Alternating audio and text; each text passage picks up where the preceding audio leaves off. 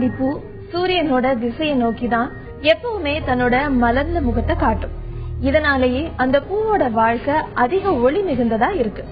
சூரியகாந்தி பூ மாதிரி நம்ம வாழ்க்கையும் சந்தோஷ ஒளி மிகுந்ததாவே இருக்க நம்ம வாழ்க்கைய சந்தோஷத்தை நோக்கியே நகர்த்தணும். வாழ்க்கையில சந்தோஷமும் நிம்மதியும் ஆட்கொள்ள மனதோடு பேசலாம் வாங்க. தொடர்பு கொள்ள 0443063294 0443042277. இன்னைக்கு நம்ம நிகழ்ச்சிக்கு மனநல மருத்துவர் அசோகன் மற்றும் மனநல ஆலோசகர் எழிலரசி வந்திருக்காங்க.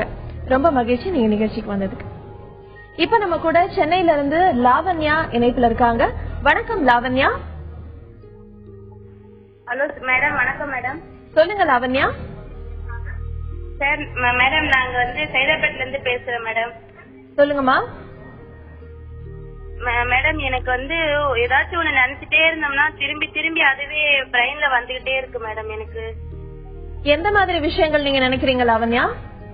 இப்போ நான் எங்க மாமியார் வீட்ல இருந்து எங்க அம்மா வீட்டுல இருக்க ஒரு சொத்து பிரச்சனைக்கோசம். சரி. அது ஒரு வீடு கட்டணும்னு சொல்லிட்டு நாங்க இருக்கிறோம் நாங்க. ஆனா தினமும் நானே தனியாவே இப்படி கட்டணும் தினமும் அந்த சிந்தனையாவே வந்துகிட்டே இருக்கு மேடம். சரி. அது என்ன பிரச்சனைன்னு எனக்கு ஒண்ணும் தெரிய மாட்டேங்குது. ரொம்ப கோவப்படுறேன்.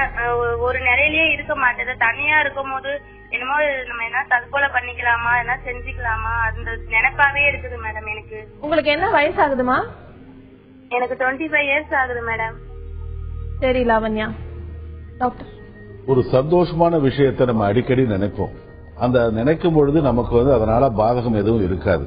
அல்லது ஒரு தோல்வியான ஒரு வருத்தம் தரக்கூடிய எண்ணங்கள் கூட நம்ம அடிக்கடி நினைப்பதற்கு வாய்ப்பு இருக்கு. ஆனா அந்த மாதிரி சந்தோஷமான எண்ணமோ அல்லது வருத்தமான எண்ணத்திலிருந்து விடுபடணும்னு நினைச்சா நம்மளால விடுபட முடியும். எந்த ஒரு எண்ணத்துல நீங்க விடுபட முடியாம அது எந்த மாதிரி எண்ணமாக இருந்தால் கூட, ஒரு வீடு கட்டுற விஷயம்ன்றது ஒரு பெரிய விஷயம். ஒரு வீட்டை கட்டிப்பார், கல்யாணம் பண்ணிப்பார்னு சொல்லுவாங்க. ஒரு பெரிய ஒரு நல்ல வாழ்வியல் நிகழ்வு அது. ஆனா அது உங்களுக்கு சந்தோஷத்தை கொடுக்காம அது திரும்ப திரும்ப உங்களுடைய எண்ணமே மனசுல ஒரு அந்த நதியிலுடைய அலை போற மாதிரி திரும்ப திரும்ப வருது. வேதனையா இருக்கு. அதுல இருந்து வெளியில வர முடியாத நிலைமையில இருக்குங்க. இதுக்கு என்ன காரணம்னா உங்களுக்கு அப்சசிவ் கம்பல்சிவ் நியூரோசிஸ் சொல்லக்கூடிய எண்ணம் மற்றும் செயல் சுழற்சி நோய் இருக்கு. அந்த எண்ணம் கொடுக்கறது பிரச்சனை இல்லை. அந்த எண்ணத்துக்கு நீங்க ரியாக்ட் பண்றீங்கல்ல, உங்களுடைய ரெஸ்பான்ஸ் இருக்குல்ல, அதுதான். நீங்க எண்ணத்திலிருந்து விடுபடுறதுக்கு வேறு விதமான கற்பனையான சந்தோஷமான எண்ணத்தை மனசுல ஒரு நிலை நிறுத்தி அதுல இருந்து விடுபடலாம். அல்லது ஒரு சாமியை பத்தியோ கடவுளை பத்தியோ ஒரு சந்தோஷமான விஷயத்தை கற்பனையா கூட மனசுல நினைச்சு கொண்டு அதுல இருந்து வரலாம். அதை விட நீங்க அந்த எண்ணத்துக்கு ரெஸ்பாண்ட் பண்றீங்கல்ல, அதை கொஞ்சம் விலகி வைங்க. அதை கொஞ்சம் டிலே பண்ணுங்க. அந்த ரெஸ்பான்ஸ் பிரிவென்ஷன் சொல்லுவோம். உங்களுடைய விளைவுகளை கொஞ்சம் மாற்றி அமைங்க. அதற்கப்புறம் ஒரு மருத்துவரை பார்த்து நிச்சயமா இதற்கு நரம்பியல் திசுக்கள் இருக்கிற மாறுதல்கள், ரசாயன மாறுதல்கள் ஒரு அடிப்படையான காரணங்களா இருக்கு. கொஞ்சம் மருந்துகள் சாப்பிட்டு வந்தால் இதுல இருந்து வெளியில வரலாமா? பயப்பட வேண்டியதில்லை. இது கொஞ்ச நாள் தொடர்ந்து இருக்கும் அல்லது வராம இருக்கும். வேற பயாலஜிக்கலா ரசாயன ரீதியா உடம்புல மாறுதல் ஏற்படும் பொழுது வருவதற்கு வாய்ப்பு இருக்கு. இது ஒரு மன பிரச்சனை, தீவிரமான மனநோயின்னு நீங்க மனசுல நினைச்சு கொண்டு பயப்பட வேண்டாம். லாவண்யா, நீங்க ஒரே விஷயத்த திரும்ப திரும்ப நினைக்கிறதுக்கான காரணம் என்னவா இருக்கும் அப்படிங்கறதுக்கும் அது வராம இருக்கிறதுக்கான சில பயிற்சிகளையும் டாக்டர் சொன்னாரு. அதை நீங்க முயற்சி பண்ணி பாருங்க. அது மட்டும் இல்லாம ஒரு மனநல மருத்துவரையும் நீங்க அணுகலாம். அடுத்ததா சென்னையில இருந்து மகேஷ் நம்ம கூட இணைப்புல இருக்காரு. வணக்கம் மகேஷ். வணக்கம் மேடம். சொல்லுங்க மகேஷ். மேடம் எனக்கு ட்ரீட்மெண்ட் எடுத்துன்னு இருக்கேன். சரி. ஹலோ ஹலோ சொல்லுங்க மகேஷ், கேக்குது. மேடம் ஆக்சுவலி நான் ட்ரீட்மெண்ட் எனக்கு யூசோஃபேகடைட்டிஸ்னு சொல்லிட்டு. சரி. அதுக்கு ஸ்டமக் அப்செட்டுக்கு ட்ரீட்மெண்ட் எடுத்துன்னு இருக்கேன். சரி. அந்த ட்ரீட்மெண்ட் எல்லாம் முடிஞ்சிருச்சு. ஆனா சில டாக்டர் நீங்க சைக்காலஜிஸ்ட பாருங்கன்னு சொல்லிட்டு சஜஸ்ட் பண்ணாங்க. சரி. பாத்து அவங்க டிப்ரெஷன் டேப்லெட் எழுதி கொடுக்குறாங்க. எனக்கு டிப்ரெஷன் இருக்கிற மாதிரி அந்த தாட்டம் இல்ல. சரி. சரி, அதான் டாக்டர் கிட்ட கால் பண்ணேன். அகோபெரக்டின் டக்ஸ்ன்னு சொல்லிட்டு 2 டேப்லெட் எழுதி கொடுத்தாங்க. சரிங்க மகேஷ். அதுதான் சரி சார் கிட்ட கேட்டு தெரிஞ்சுக்கலாம் என்ன விஷயம். சரி, சில சமயம் மழை விட்டும் தூவானம் விடாம இருக்கும். யூசோஃபேஜைட்டிஸ் சொல்லக்கூடிய அந்த உணவு குழலுடைய ஆரம்பம் வந்து பிரச்சனைக்குள்ளாகி அதுக்கு மருந்து மாத்திரை கொடுத்துட்டு அதுல இருந்து நீங்க விடுபட முடியல. போதுமான அளவுக்கு ட்ரீட்மெண்ட் கொடுத்ததுக்கு அப்புறமும் சில பிரச்சனைகள் வந்து கொஞ்சம் வந்து தொக்கி நிற்கிற போது கொஞ்சம் சில பேர் வந்து பாத்தீங்கன்னா உடல் ரீதியான பிரச்சனைகள் இன்னும் எனக்கு இருக்கிறதுன்னு சொல்ற பட்சத்துல மனம் ஒரு முக்கியமான காரணமா இருக்கலாம். நான் ஒரு நோயாளியா ஃபீல் பண்ணலாம், எனக்கு உடல் ரீதியா பிரச்சனைகள் சரியானால் கூட அல்லது உடல் ரீதியா பிரச்சனைகள் இல்லாம இருந்தால் கூட எனக்கு இருக்கின்ற நிலைமையில இந்த அகோப்ரெக்ஸ் மாத்திரைகள் கொடுத்திருக்காங்க. அது மன வருத்த மாத்திரையா இருந்தாலும் அது கொடுக்கப்பட்ட காரணம் வந்து உடல் ரீதியான சில உபாதைகளுக்கு கொடுக்கப்பட்டிருக்கு. பயப்பட வேண்டாம், இதை கண்டினியூ பண்ணுங்க. அதை விட மிக மிக முக்கியம், நீங்க நோயாளி, உங்களுக்கு பிரச்சனை இருக்குன்ற எண்ணத்திலிருந்து வெளியில வாங்க. மற்றவங்க உங்களை வந்து எந்த மாதிரி ஒரு மதிப்பீடுகள் வச்சு இருக்காங்கன்னு அதை விட உங்களுடைய சுய மதிப்பீடுகள் முக்கியம். வந்தீங்கன்னா இதுல இருந்து வெளியில வந்தீங்கன்னா மாத்திரைகள் தேவை இருக்காது. மகேஷ், டாக்டர் சொன்ன விஷயங்களை எடுத்துக்கோங்க. இப்ப நீங்க எடுத்துக்கிற மாத்திரைகளை தொடர்ந்து எடுத்துக்கலாம். அது போக தேவையில்லாத கவலைகளோ இல்ல யோசனைகளோ உங்க மனசுக்குள்ள நீங்க வச்சுக்க வேண்டாம். அடுத்ததா அம்பத்தூர்ல இருந்து கலா நம்ம கூட இணைப்புல இருக்காங்க. வணக்கம் கலா. வணக்கம்ங்க, டாக்டர் கிட்ட பேசுறேன் நானு. பேசலாமா? சொல்லுங்க. எனக்கு ஒரு நெவ்யூ இருக்காங்க, அவங்க ஐடி செக்டர்ல இருக்காங்க. அதுக்கு முன்னாடி வந்து அவங்களுக்கு ஆங்கர்லாம் அவ்வளவு ஜாஸ்தியா இல்ல. இந்த செக்டர்ல இப்ப வேலை பண்றதால அவனுடைய நைட் ஷிப்ட் வேற, அதாவது ஒரு பயாலஜிக்கல் கிளாக்கே வந்து அப்செட் ஆன மாதிரி இருக்கு. ஒரு இன்ஸ்டெபிலிட்டியும் இன்செக்யூரிட்டியும் ஜாஸ்தியா இருக்கு. ஜாப் ஸ்கிப் பண்ணி எம்ப்ளாய்டா கொஞ்ச நாள், அன்எம்ப்ளாய்டா கொஞ்ச நாள் அப்படியெல்லாம் இருக்காங்க. இது ஐடி செக்டரோட ஏதாவது சம்பந்தப்பட்டதா? இந்த செடன்டரி ஜாபால அவருக்கு பாடியே அஃபெக்ட் ஆன மாதிரி இருக்கு. இஸ் நாட் ஃபிட் ஃபார், ஒரு மாதிரி அவனுக்கு ஈவன் இன்க்ளினேஷன் டு மேரி இல்லாத மாதிரி ஆயிடுச்சு. So is there any connection?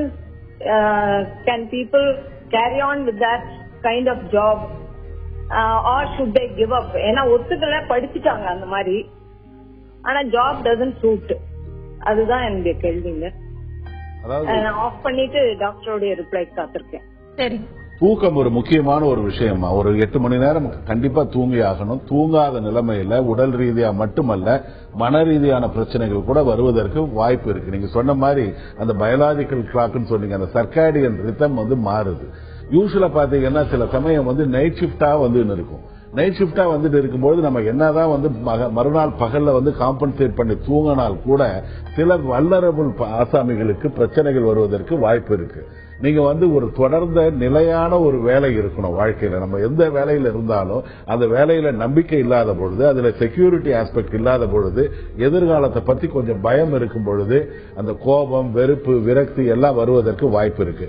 ரெண்டாவது, இவங்க வந்து நைட் ஷிப்டை விட்டுட்டு டே ஷிப்ட் இருக்கலாம். எப்பொழுது மனசு பாதிக்கப்படுதோ, எப்பொழுது வந்து மறுநாள் உங்களுக்கு வந்து சோர்வு உடல் ரீதியா மன ரீதியா ஏற்படுதோ, ஜெனரல் ஷிப்ட் ஒரு மார்னிங்ல இருந்து ஈவினிங் இருக்கிற மாதிரி வாங்கிக் கொள்வது நல்லது. நாங்க கூட சில பேருக்கு சஜஸ்ட் பண்ணுவோம், உங்களுக்கு வந்து நைட் ஷிப்ட் தேவையில்லை, நைட் ஷிப்ட் போனீங்கன்னா உங்களுக்கு வந்து மறுநாள் தூங்க முடியாது. சில சமயம் தூக்கம் இல்லாமல் இருப்பவர்களுக்கு போயிட்டு நம்ம வந்து ராத்திரி வந்து வேலைகளை கொடுத்தீங்கன்னா பகல்லையும் தூங்க மாட்டாங்க, நைட்லயும் தூங்க மாட்டாங்க, வீட்டுல இருக்கிறவங்களையும் தூங்க விட மாட்டாங்க. முதல்ல ஜெனரல் ஷிப்ட் பார்க்க சொல்லுங்க. ஒரு நிலையான உத்தியோகம் இருக்கட்டும். அதை விட முக்கியம், தற்காலிகமா இருந்தா கூட இருக்கிற வேலையில ஒரு அளவு இன்வால்வ்மெண்ட் இருப்பது நல்லது. நம்ம ஆசைகள் நமக்கு இருக்கலாம், நம்ம வந்து ஆசைகளை அடையும் வரை ஒரு திருப்தி, இப்ப இருக்கிற வேலையில ஒரு திருப்தி இருந்து அதை ரசிச்சு அதுல இன்வால்வ் பண்ணி இருந்தாங்கன்னா பிரச்சனைகளை ஓரளவு சமாளிக்க முடியுமா? எழிலரசி, இவங்களுடைய பிரச்சனைக்கு நீங்க என்ன மாதிரியான ஒரு தீர்வு? இப்ப இந்த மாதிரி ஐடில வேலை பாக்குறவங்க நிறைய பேருக்கு இந்த பிரச்சனைகள் இருக்குது. ஏன்னா அவங்களுக்கு தூக்கம் இன்மைன்றது ஒரு பிரச்சனை. உட்கார்ந்தே வேலை பாக்குறாங்க, அவங்க சொன்ன மாதிரி செடன்டரி ஜாப் தான். சோ அவங்களால எந்த எக்ஸசைஸ் எதுவுமே பண்றது கிடையாது. ஒரு நார்மலா ஹெல்த்தா ஃபிட்டா வச்சுக்கவே மாட்டேங்கிறாங்க. சோ ஃபுட் ஹேபிட்ஸும் அதே மாதிரி தான். 4 மணிக்கு பார்த்தா பூரி சாப்பிட்டு இருக்கேன், பொங்கல் சாப்பிடுறேன், காலையில விடிகாலையில 4 மணிக்கு சாப்பிடுறாங்க. சோ அந்த ஈட்டிங் ஹேபிட்ஸும் மாறிடுது.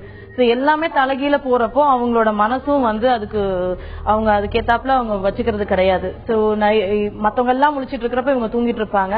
இவங்க எல்லாரும் தூங்க போறப்ப இவங்க ஆபீஸ் கிளம்பி போவாங்க. சோ மத்தவங்க கிட்ட இருக்கிற தொடர்பு, வீட்டுல இருக்கிறவங்க இருக்க தொடர்பே ரொம்ப துண்டிச்சு போயிருது. சோ ஃபேமிலியில ஒரு நல்ல ஒரு பிடிப்பே இல்லாம போயிடுது. சோ நமக்குன்னு யார் இருக்கா, நம்ம யார்கிட்டயுமே பேச முடியல, நம்ம எப்படி இருக்கோன்றத பத்தி யாரும் கவலைப்படலன்ற மாதிரி எல்லாம் எண்ணங்கள் அவங்களுக்கு வருது. சோ அவங்க சார் சொன்ன மாதிரி ஒரு ஜெனரல் ஷிஃப்ட்ல அவங்க கொஞ்ச நாள் மாறி ஒரு நிலையான ஒரு வேலைக்கு ஒரு 2 வருஷம் போனாங்கன்னா தென் அவங்களுக்கு இன்னும் கொஞ்சம் சரியாகிறதுக்கு வாய்ப்பு இருக்கும். கலா, நீங்க உங்களுடைய உறவினர்கிட்ட சொல்லுங்க, இந்த மாதிரி அவருடைய ஷிஃப்ட மாத்திக்கலாம். அது போக தூக்கம் அப்படிங்கறது ரொம்ப முக்கியம்ன்றதுனால தூங்குறதுக்கான வழிமுறைகளையும் அவர் என்னென்னங்கறது முயற்சி பண்ணி பார்க்கலாம். அடுத்ததா திருநெல்வேலியிலிருந்து சுதா நம்ம கூட இணைப்புல இருக்காங்க. வணக்கம் சுதா. வணக்கம் மேடம். சொல்லுங்க சுதா, நீங்க எதை பகிர்ந்துக்க போறீங்கம்மா? எனக்கு மண்டையில கட்டி இருப்பாங்க தலையில. சரி. தலையில 3 கட்டி இருப்பாங்க, கிருமி கட்டின்னு சொல்றாங்க, அடிக்கடி வெட்டு வருது பார்த்தாங்க. சரிங்க. அது வேற எதுவும் ஒன்னும் பிரச்சனை இல்ல,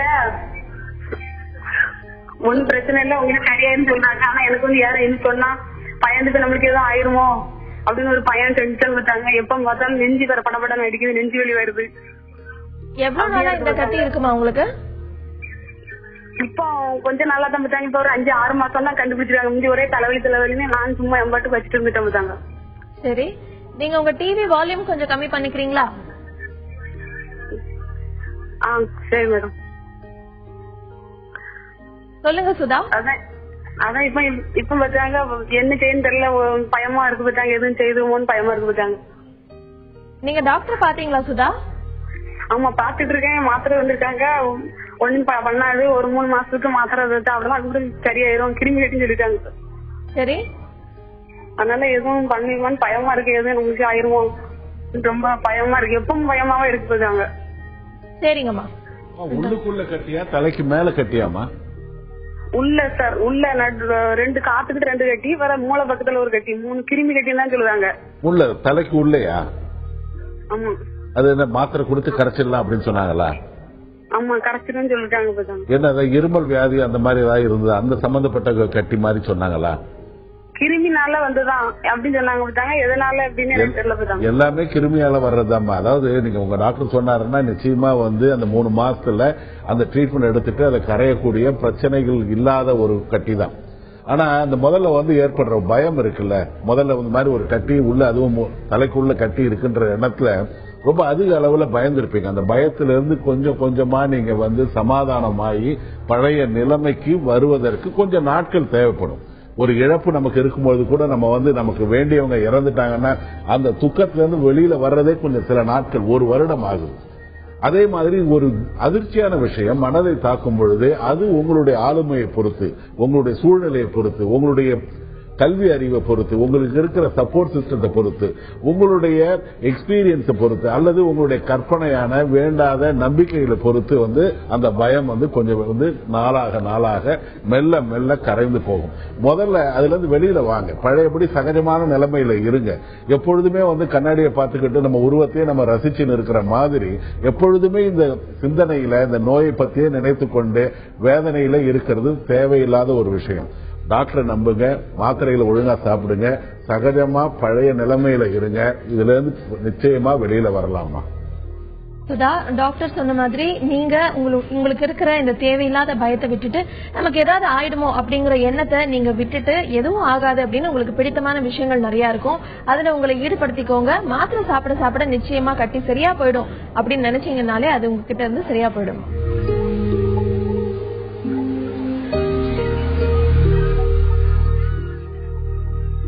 எழுதாத வெள்ளை காகிதங்களை கிறுக்கல்களால நிரப்பினா வீணா போயிடும். ஆனா அதே காகிதத்துல வண்ணங்களை கொண்டு ஒரு சின்ன ஓவியம் தீட்டினா காகிதம் கூட விலை மதிப்பில்லாத கலை படைப்பாயிடும். வாழ்க்கைங்கிற காகிதத்தை கிறுக்கல்களால வீணாக்காம வண்ணங்களை கொண்டு ஓவியமாக்க மனதோடு பேசலாம் வாங்க. தொடர்பு கொள்ள 0443063299 044304227777. அடுத்ததா சென்னையிலிருந்து ராஜகுரு நம்ம கூட இணைப்புல இருக்காரு. வணக்கம் ராஜகுரு. மேடம் நான் திருவத்தூர்ல இருந்து கால் பண்றேன் மேடம். சொல்லுங்க ராஜகுரு. ஒரு 10 வருஷமா டிப்ரெஷன் இருக்கு, டேப்லெட் சாப்பிட்டு இருக்கேன். சரி. இன்னும் சரியாகல, தான் பாத்துட்டு இருக்கிறேன். சரி. எனக்கு சரியாகணும் 10 வருஷமா எந்த வேலையும் இல்ல. அப்பா அம்மா சின்ன வயசுல இறந்துட்டாங்க. சரிங்க. அண்ணா இப்போ மாடல்ல இறந்துட்டாரு. சரி. பாட்டி தான் வளர்த்துருந்தாங்க, பாட்டியும் இப்ப இறந்துட்டாங்க. சொந்த பொண்ணு யாரும் கிடையாது. சரிங்க. எனக்கு ரொம்ப ஃபீலிங்கா இருக்கு. ஆனா வந்து கஷ்டப்பட்டு பெரிய ரொம்ப அம்பானி ரேஞ்சுக்கு ஆகணும்னு எண்ணத்துல அப்படியே இருக்கு, என்ன ஓட்டத்துல. சரி. ஆனா எனக்கு வந்து கரெக்டா எதுவும் கொஞ்சம் குழப்பம் கொஞ்சம் இருக்கு. கரெக்டா மைண்ட் ஒரே இதுல கவனம் செலுத்த முடியல. சரிங்க. அதான் நீ சில டைம் படபடப்பு இருக்கு. சரி. இம்ப்ரமின் டேப்லெட் அதிகமா எழுதி கொடுக்குறாங்க. கவர்மெண்ட் ஹாஸ்பிட்டல் பாத்துட்டு இருக்கேன், ஸ்டான்ஜி ஹாஸ்பிட்டல்ல. சரி. இப்ப கொஞ்சம் பரவாயில்ல. ஆனா வந்து வீட்டுக்குள்ளேயே வெளியே அப்படியே மண்டை படபடப்பா இருக்கு. யாராவது சொல்லிட்டாங்கன்னா ரொம்ப இதா இருக்கு. ஆனா சொல்றாங்க ஜெனரல் நாலேஜ் எல்லாம் உன்கிட்ட இருக்கு, ஆனா நீ சரியா யூஸ் பண்ண மாட்டேன்ற அப்படின்றாங்க. சரிங்க. ஆனா என்ன கேட்டவங்க காசு வச்சிருக்காங்க. சரிங்க ராஜகுரு. சார் சொல்லுங்க. அதாவது நீங்க வந்து ஸ்டான்லியில வந்து நீங்க தொடர்ந்து சாப்பிடுறீங்கன்னா நிச்சயமா வந்து நல்ல மருந்துகளா தான் இருக்கணும். இப்போ ஒரு அரசாங்க ஆஸ்பத்திரினா அதுக்கு வேண்டிய நிச்சய பரிசோதனைகள் கொடுத்து நல்லபடியா நீங்க சாப்பிட்டுட்டு வரீங்க. தொடர்ந்து சில சமயம் சாப்பிட வேண்டிய நிலைமையில இருக்கும். அதாவது உடல் ரீதியா வந்து உங்களுக்கு வந்து நீங்க சொன்ன கம்ப்ளைண்ட்ல இருந்து என்னால வந்து முழுசா வந்து ஒரு என்னன்றதை வந்து என்னால கண்டுபிடிக்க முடியல. என்னன்னா ஒரு ஊகத்தின் அடிப்படையில சொல்லலாம். ஒரு நாள்பட்ட ஒரு மன வருத்தமான ஒரு நிலைமை, இமிப்ரமின் மாத்திரை சாப்பிடுறீங்க. அதுல வந்து உங்களுக்கு வந்து அந்த மாத்திரைகள் வந்து ஓரளவு ஒரு பலனை கொடுத்துன்னு இருக்கு. ரெண்டாவது, நீங்க அம்பானி மாதிரி ஆகணும் என்னால முடியல அப்படின்னு சொல்லும் பொழுது ஒருவேளை கொஞ்சம் வந்து ஒரு இன்ஃபிளேட்டட் செல்ஃப் எஸ்டீம் மாதிரி அதீத தன்னை பற்றி அதிகமாக நினைக்கும் ஒரு மனப்பான்மையில ஒரு மன எழுச்சி நோய் இருக்குமான்றது எனக்கு தெரியல. இது ரெண்டுத்துக்குள்ளதான் இருக்கணும். ஆனா எல்லாரும் வந்து சூழ்நிலையில வந்து நீங்க இப்ப தனி மரமா இருக்கிறீங்க. எல்லாருமே உங்களுக்கு வந்து உங்களுடைய சுற்றம் எல்லாருமே கொஞ்சம் வந்து தவறிட்டாங்க, தனியா இருக்கிறீங்க. இந்த நிலைமையில கொஞ்சம் பிரச்சனைக்கு அதிகமா வாய்ப்பு இருக்கு. இப்பதான் நீங்க தைரியமா இருக்கணும். சில சமயம் இப்போ ஒரு சர்க்கரை நோய்க்கு நம்ம வந்து தொடர்ந்து சாப்பிடுற மாதிரி, ஒரு ரத்த கொதிப்புக்கு, ஒரு இருதய பிரச்சனைக்கு சாப்பிடுற மாதிரி சாதாரணமான மென்மையான மனநோய்களுக்கு கூட, ஏன்னா அந்த இதுல வந்து ஒரு கெமிக்கல் டெபிஷியன்சி இருக்கு, அது வந்து இதை காம்பன்சேட் பண்ணுது. தொடர்ந்து சாப்பிடுறதுல ஒன்றும் தப்பு இல்லை. ஏன்னா உங்களுக்கு பக்க விளைவுகள் நிச்சயமா இருக்காது. அந்த மருந்துகளை கொடுக்கும் மருத்துவர் அதை பார்த்து தான் கொடுப்பாரு. உங்ககிட்ட நல்ல நாலேஜ் இருக்கு. இத மருந்துகளை விட்டு கொஞ்சம் வெளியில வாங்க. நான் மறுபடியும் என்ன பண்ணலாம், ஒரு மீனிங்ஃபுல்லா எந்த வேலையில இருக்கலாம், நான் மற்றவங்ககிட்ட எப்படி பழகலாம், மற்றபடி நான் எப்படி என்ன சந்தோஷமா இருக்கலாம், என்னை பற்றிய மதிப்பீடுகள் எப்படி இருக்கலாம்ன்ற நிலைமைக்கு கொஞ்சம் கொஞ்சமா மாற்றி கொண்டு வாங்க. ஒரு கீழே விழுந்தா நம்ம கையை பிடிச்சி தூக்கி விடலாம். பட் அந்த தூக்கி விட்டதுக்கு அப்புறம் எழுந்து நடப்பது நம்ம தான் வந்து முயற்சி செய்யணும். கண்டிப்பா வந்து நீங்க முயற்சி பண்ணுங்க. அதாவது இந்த மருந்து சாப்பிடுறத ஒரு பெரிய ஒரு பிரச்சனையா நினைக்க வேணாம். அது வந்து எல்லாருமே வந்து நிச்சயமா வந்து ஒரு சமயத்துல மருந்து சாப்பிட்டு தான் ஆகணும். அதாவது ரொம்ப சொல்லுவாங்க கடைசி காலத்துல வந்து கேட்ராக்ட் வராம யாரும் இறக்க முடியாது. அப்படி இறந்துட்டாங்கன்னா முன்னாடியே இறந்துட்டாங்கன்னு அர்த்தம். மாத்திரைகள் வந்து நிச்சயமா சாப்பிடலாம். பக்க விளைவுகள் இல்லாத வரை அது கொஞ்சம் பார்த்துக்குங்க. நல்லபடியா மற்ற மாற்றங்களுக்கு நீங்க வந்து உங்களை தயார்படுத்திக் கொள்ளுங்க. ராஜகுரு, டாக்டர் சொன்ன ஆலோசனைகளை எடுத்துக்கோங்க. நீங்க உங்களுடைய இருக்கிற இந்த பிரச்சனையை பத்தியோ இழப்புகளை பத்தியோ அதிகமா யோசிக்காம உங்களோட ஃபியூச்சரை, உங்களுடைய வாழ்க்கைய எப்படி எல்லாம் சந்தோஷமா அமைச்சுக்க முடியும் அப்படிங்கறத யோசிச்சு நீங்க அதுக்கான முயற்சிகள்ல ஈடுபடலாம். அடுத்ததா திருக்கழுக்குன்றம்ல இருந்து அருண் நம்ம கூட இணைப்புல இருக்காரு. வணக்கம் அருண். வணக்கம் மேடம். வணக்கம். சொல்லுங்க அருண். டாக்டர் கிட்ட பேசணும் மேடம். பேசலாம் அருண், சொல்லுங்க. Hello doctor. சொல்லுங்க. வணக்கம் சார். வணக்கம் சார். நான் ஒரு 28 வருஷமா மாத்திரை சாப்பிட்டுட்டு இருக்கேன் டாக்டர். சொல்லுங்க. நான் சைக்காட்ரிக் ட்ரீட்மெண்ட்ல 88ல இருந்து சாப்பிட்டுட்டு இருக்கேன். சரிங்க. இப்போ ஒரு 2006ல இருந்து நான் சாப்பிடுற டேப்லெட் வந்து ஓலன்சாபைன், அப்புறம் வந்து கொய்டியாபைன். சரிங்க. இந்த டேப்லெட் இப்ப சாப்பிட்டு இருக்கேன் மேடம் சார். அதுக்கு அடுத்தது இப்போ நான் 2 இடத்துல டாக்டர் நான் ஃபர்ஸ்ட் தயாளன் சென்னையில பார்த்தது, அதுக்கப்புறம் ராமச்சந்திரால பார்த்தேன் சார். அதுக்கப்புறம் இப்ப செங்கல்பட்டுல தான் பாத்துட்டு இருக்கேன். செங்கல்பட்டு பக்கம் தான் எங்க ஊரு. அவர்கிட்ட போய்கிட்ட 1 வருஷம் கிட்ட கூட ஆயிடுச்சு. எனக்கு என்னன்னா வந்து மனசுல வருத்தமோ கவலையோ அதெல்லாம் எனக்கு அவ்வளவு கிடையாதுங்கய்யா. ஆனா எனக்கு லைஃப்ல ஒரு சக்சஸ் இல்ல. சக்சஸ் இல்லாத என்னன்னு பார்க்கும்போது எனக்கு இந்த ஈஷா இருக்குங்க, ஈஷா யோக மையம் இருக்கீங்க இல்லையா, அதுல நான் யோக பயிற்சி எல்லாம் செஞ்சிட்டு இருக்கேன். அது என்னன்னா வந்து வெளி சூழ்நிலைகளோ இல்ல மத்தவங்களது வார்த்தைகளும் உங்க சந்தோஷத்தை தொலைச்சிடாதீங்க அப்படின்றாங்க. அது எனக்கு என்னவோ பதிஞ்சிட்டோ என்னவோ. இப்ப எனக்கு வந்து இந்த தன்மானம் கௌரவம் இத பத்தி எல்லாம் சரியா எனக்கு புரியலைங்களையா. அதே மாதிரி கோவம்ன்றதும் அவ்வளவு கிடையாது, ஈகோன்றதும் அவ்வளவு கிடையாது. ரொம்ப நல்லது. எனக்கு இப்ப இந்த மூணுமே வந்து எனக்கு ஒரு குழப்பம் கிடையாது. ஆனா இதுல நான் சரியா இருக்கனான்றது தெரியல.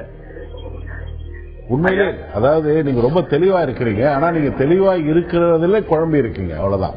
அதை பத்தி குழம்பி இருக்கிறீங்க. அதாவது நீங்க வந்து மாத்திரைகள் தொடர்ந்து சாப்பிடுங்க. ரொம்ப வந்து அதாவது சில சமயம் வந்து ஒரு செயல்ல நம்ம ஈடுபடும் பொழுது நம்ம வந்து நம்மை மறக்க வேண்டும். அப்பதான் அந்த செயல்ல முழு இன்வால்மெண்ட் இருக்கும் பொழுதுதான் அந்த செயலுடைய நம்ம செய்யற திறன் வந்து கம்ப்ளீட்டா நல்லா இருக்கும். நீங்க ஒவ்வொரு தடவையும் உங்களை வந்து செல்ஃப் ரெஃபரன்ஷியலா உங்களை கண்ணாடியில பாத்துக்காதீங்க. நல்லா இருக்கீங்க, தன்மானம் இல்ல, நான் ஈகோ இல்ல, நான் எதுக்கும் வந்து கோவப்படுறது இல்ல, இதெல்லாம் ஒரு நல்ல ஒரு மெச்சூர்ட் குவாலிட்டி. அதை வந்து அப்பப்ப கொஞ்சம் வந்து ஒரு லிட்மஸ் டெஸ்ட் மாதிரி பரிசோதனை பண்ணி பார்த்து நான் நல்லா இருக்கேனா இல்லையா அப்பப்ப கிள்ளி பார்த்துப்போம். நம்ம கண்டது கனவா இல்லையான்னு தூக்கத்துல வேணா அந்த மாதிரி பண்ணலாம். நம்ம ஏதாவது பயந்துட்டோமா இல்லையான்னு. நிஜத்துல இருக்கும் பொழுது நதி மாதிரி போயின்னு இருங்க. நல்ல எல்லா ஈவென்ட்ஸ் எல்லா நிகழ்வுகளும் நல்லபடியா உங்களுக்கு ஏற்ற மாதிரி நடக்கும் பொழுது நீங்க வந்து அங்க வந்து பரிசோதனைக்கு இடமே இல்லை. ஒரு எதிர்மறையான ஒரு விளைவுகள் ஏற்பட்டா கூட நீங்க வந்து இது ஒரு பிரயாணம், நதிக்கு வந்து திரும்பி வர்றதில்லை. நீங்க எங்கேயாவது வந்து ஸ்டாக்னேட் ஆகி தடைப்பட்டு அப்பொழுது வந்து நீங்க வந்து இந்த சுய விமர்சனங்களா வைத்துக் கொள்ளுங்கள். நீங்க யாருக்கும் கெடுதல் பண்ணாம சந்தோஷமா இருந்தீங்கன்னா அது ஒரு நல்ல ஒரு பிளிஸ்ஃபுல் ஸ்டேட் தான். சந்தோஷமா இருங்க. அருண், டாக்டர் சொன்ன ஆலோசனைகள் அந்த வழிகளை எடுத்துக்கோங்க. நீங்க இப்ப எப்படி இருக்கீங்களோ அது உண்மையிலேயே ரொம்ப நல்ல விஷயம் அப்படின்னு அவர் சொல்லியிருக்காரு. அதை நினைச்சு நீங்க சந்தோஷப்பட்டு உங்க வாழ்க்கையை நீங்க தொடர்ந்து சந்தோஷமாவே நடத்தி கொண்டு போலாம்.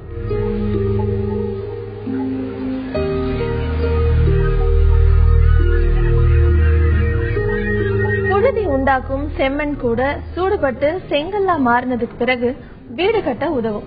அது போலதான் மனிதர்களும் சோதனைகளை சந்திச்சாதான் அவங்க தங்களோட வாழ்க்கைய சிறப்பா அனுபவங்களை வச்சு கட்டமைச்சுக்க முடியும்.